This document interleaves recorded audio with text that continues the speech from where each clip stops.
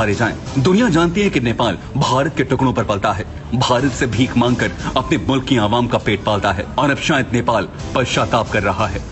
और इस बीच नेपाल से एक बहुत बड़ी खबर आई जो नेपाल से हमें पिछले कई महीनों से सुनने को नहीं मिला। क्या नेपाल के पीएम ओली का हृदय परिवर्तन हो रहा है? इस रिपोर्ट में देखिए।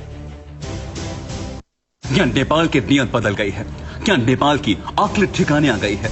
ड्रैगन के इशारे चलने वाला नेपाल क्या सुधर गया है? यह हम इसलिए कह रहे हैं क्योंकि नेपाल में इस वक्त बहुत बड़ा मंथन चल रहा है। नेपाल में हो रहा है मंथन किसी समुद्र मंथन से कम नहीं है, क्योंकि नेपाल में पूर्व मंत्रियों, कूटनीतिज्ञों और बड़े बड़े एक्सपर्ट से सलाह ली जा रही है। उनसे राय मांगी जा रही है कि आखिर भारत से किस तरह बातचीत शुरू की जाए, भारत से किस तरह संबंध सुधारे जाएं। दुनिया जानती है कि नेपाल भारत के टुकड़ों पर पलता है, भारत से भीख मांगकर अपने मुल्क की आवाम का पेट पालता है और अब शायद नेपाल पश्चाताप कर रहा है। नेपाली पीएम केपी शर्मा ओली ने हिंदुस्तान के खिलाफ बहुत जहर उगला है। ड्रैगन के इशारे पर बदले नियत के बाद नेपाल ने विवादित नक्शा भी जारी किया था।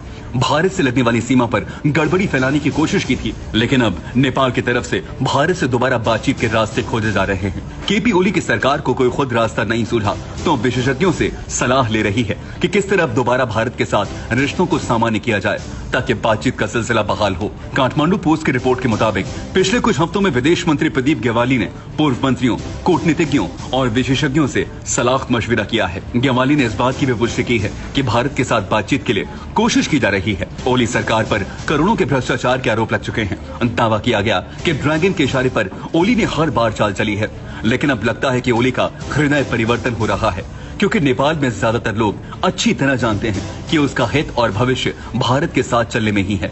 चीन ने जिस तरह एशिया के कई छोटे मुल्कों को कर्जदार बनाकर जाल में फंसा लिया है, उससे नेपाल भी कहीं न कहीं अंदर ही अंदर डरा हुआ है। और नेपाल के पीएम केपी शर्मा ओली रामनवमी को राम मंदिर का शिलान्यास करने की योजना बना रहे हैं। इसके लिए उन्होंने पीएम ऑफिस में बैठक की और तैयारियों के निर्देश दिए। तेरा राम जी करेंगे बेड़ा पार, उदासी मन काहे को करे। कहते हैं कि जब कोई बादशाह अपने गलतियों से किसी राज्य को डुबो देता है तो अपनी देश की जनता का ध्यान दूसरी जगहों पर उलझा देता है, और ठीक यही नेपाल में हो रहा है।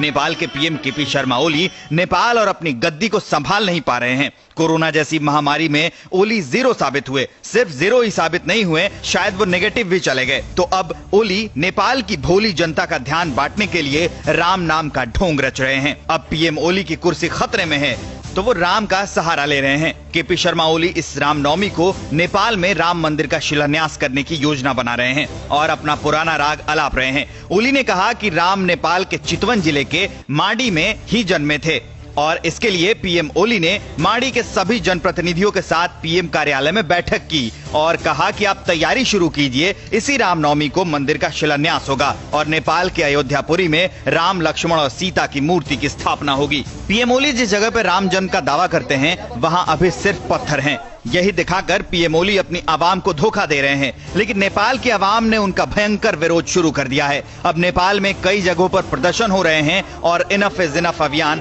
जोर पकड़ने लगा है। लोग पीएम दफ्तर के बाहर प्रदर्शन करने लगे हैं। लोग साफ आरोप लगा रहे हैं कि ओली सरकार ने कोरोना की जांच और इलाज के नाम पर अरबों रुपए डकार लिए। ओली सरकार अपने गुरु चीन के सिद्धांत पर आंदोलनकारियों का दमन भी कर रही है। इन पर वाटर कैनन के साथ लाठियां भी बरसाई जा रही हैं। कई प्रदर्शनकारियों को हिरासत में लिया गया है। दमनकारी सरकार के पुलिस महिलाओं को भी जमकर पीट रही है।